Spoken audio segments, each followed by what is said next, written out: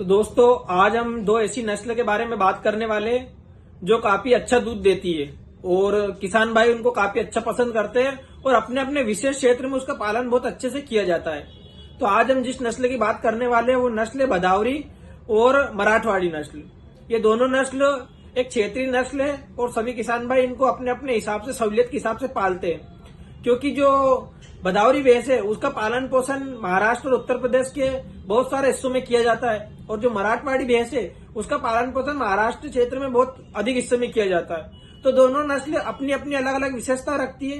तो आज के हम एक ही वीडियो में दोनों नस्ल के बारे में चर्चा करने वाले हैं और दोनों में मैं आपको अंतर बताने वाला हूं, जिससे आपको एक ही वीडियो में दोनों नस्ल के बारे में जानकारी मिल जाएगी। आज हम भदावरी वर्सेस मराठवाड़ी करने वाले हैं, तो वीडियो के एंड तक बने रहे और दोनों नस्ल के बारे में जानकारी लीजिए। तो जो भदावरी भैंस है वो मध्य प्रदेश और उत्तर प्रदेश के कुछ क्षेत्र और कुछ एरिया में पाली जाती है और जो मराठवाड़ी भैंस है वो महाराष्ट्र के कुछ हिस्सों में पाली जाती है। वैसे तो दोनों नस्ल की भैंसें देश के हर कोने में देखने को मिल ही जाती है, क्योंकि आजकल क्या है कि सभी नस्ल की भैंसें लगभग सभी क्षेत्र में देखने को मिल जाती है, लेकिन विशेष करके इन राज्यों से बिलोंग करती है। तो भदावरी भैंस उत्तर प्रदेश और मध्य प्रदेश से बिलोंग करती है और जो मराठवाड़ी भैंस है महाराष्ट्र से बिलोंग करती है। अब जो भदावरी भैंस है इसका जो आकार है वो छोटा और कम वजनी भैंस ही है और मराठवाड़ी भैंस है उसका भी आकार छोटा और ये भी कम वजनी भैंस है। तो दोनों में ये समानता देखने को मिलती है। अब इनमें कितना वजन रहता है, तो जो भदावरी भैंस है इसका वजन 400 से 500 किलोग्राम के आसपास रहता है और जो मराठवाड़ी भैंस है इसका वजन 300 से 400 किलोग्राम के आसपास रहता है। वजन में काफी ज्यादा डिफरेंस इन दोनों में है नहीं, इसलिए इसमें थोड़ी थोड़ी समानता देखने को मिलती है।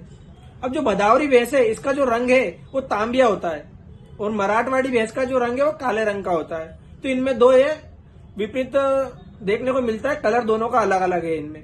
साथ ही में इनकी हम पहचान कैसे ही करें कि भाई देखते से इनको कैसे पहचान जाए, तो जो भदावरी भैंस है इसके गर्दन पे दो धारियां पाई जाती है जिसको कंठमाला जनेऊ भी बोला जाता है। वो जो मराठवाड़ी भैंस है इसकी जो गर्दन है वो छोटी होती है।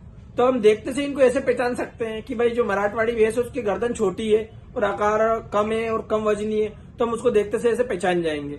और इसके ऐसे कि हमें गर्दन में दो धारियां दिख जाए जिसको कंठमाला जनेऊ बोलते हैं, तो अगर ये हमें दिखी तो हम देखते से इसको पहचान जाते हैं। तो इन दोनों में अलग अलग अंतर हमें देखने को मिलता है।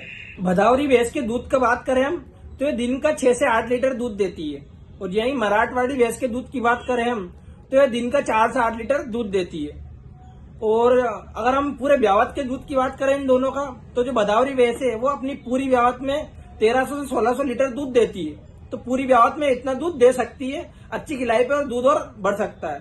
मराठवाड़ी भैंस का जो एक ब्यावत का दूध है वे पूरे इलेक्ट्रिशियन में कितना दूध देगी, तो 1100 से 1200 लीटर ही दूध देती है। तो दोनों में दूध में काफी अंतर देखने को मिलता है। पहले हम फेट की बात करते हैं, तो इनके जो फेट है वो जो भदावरी भैंस है इसके दूध में 8 से 14 फेट तक आती है और जो मराठवाड़ी भैंस है इसके दूध में एक एवरेज फेट रहती है, 8 एवरेज फेट तक इसके दूध में आती है। अब इनकी जो कीमत है, कीमत में भी अंतर है। तो जो अपनी भदावरी भैंस है इसकी कीमत 60,000 70,000 से स्टार्ट होकर 1 लाख तक ये मिल जाती है अच्छी नस्ल में। बाकी जो मराठवाड़ी भैंस है इसकी जो कीमत है वो 40,000 से लेके 80,000 के बीच में अच्छी भैंस मिल जाती है। तो दोनों भैंसों में काफी समानता भी है और काफी अंतर भी है, क्योंकि दोनों भैंसों में कुछ समानता है, जैसे शारीरिक समानता काफी देखने को मिल जाती है। वजन और आकार लगभग सेम है, लेकिन दूध और पूरी ब्यावत का दूध का अंतराल, फेट, इनमें काफी डिफरेंस देखने को मिलता है। साथ ही में रेट में भी इनमें काफी अंतर हमें देखने को मिल जाता है। तो दोनों भैंसें अपनी अपनी एक विशेषता है इनकी।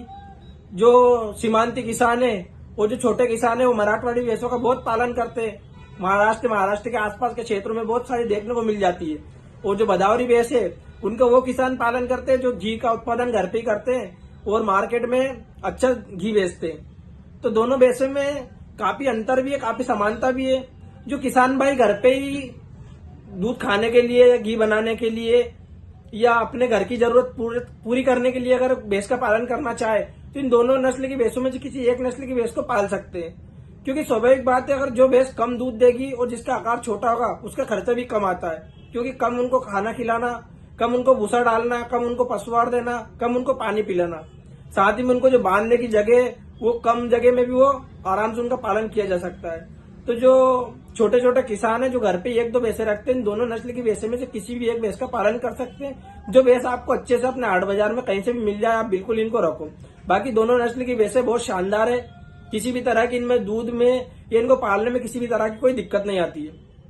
तो सभी किसान भाइयों से यही कहना है हमारा कि जब भी कोई अच्छी नस्ल की भैंस आप लेकर आओ तो उसका पालन पोषण अच्छे ढंग से करो, या अगर आप डेयरी फार्मर से तो बड़े नस्ल की भैंस या बड़े पशु को पालने आप उचित समझो, क्योंकि टाइम तो हमारा उतना ही जाता है, चाहे हम 10 पशुओं को पाले या 20 पशुओं को पाले, या हम छोटी नस्ल को पाले या बड़ी नस्ल को पाले, हमारा टाइम, हमारा जो भी समय है, जो मैनेजमेंट है वो तो उतना ही जाता है। तो कोशिश करो कि अच्छे नस्ल के पशु को अपने डेयरी फार्म पर रखो ताकि हमें अच्छा दूध का उत्पादन हो। बहुत सारे किसान भाई नस्ल डिसाइड करने में चूक जाते हैं कि भाई किस नस्ल का पालन हम करें, इस वजह से डेयरी फार्म काफी लॉस में जाता है और आने वाले टाइम में उनको कंटिन्यू लॉस देखने को मिलता है। इस वजह से बहुत सारे किसान भाई तो छोड़ भी देते हैं, डेयरी फार्म लाइन में कोई बचत नहीं है। तो आगे भी मैं आपको किसी न किसी वीडियो के माध्यम से अच्छी नस्ल के बारे में और दो नस्ल के बीच में डिफरेंस बताता रहूंगा। मैं आने वाले वीडियो में सभी नस्ल के बारे में अंतर आपको बताता रहूंगा, सभी नस्ल का वर्सेस करके दिखाता रहूंगा ताकि आपको एक ही वीडियो में दो नस्ल के बारे में अंतर पता चल जाए। तो सभी किसान भाइयों का बहुत बहुत धन्यवाद। उम्मीद करता हूँ आपको वीडियो बहुत पसंद आया होगा। इस वीडियो को ज्यादा से ज्यादा लाइक शेयर सब्सक्राइब जरूर करें ताकि आने वाला वीडियो आप तक समय पर पहुंच जाए।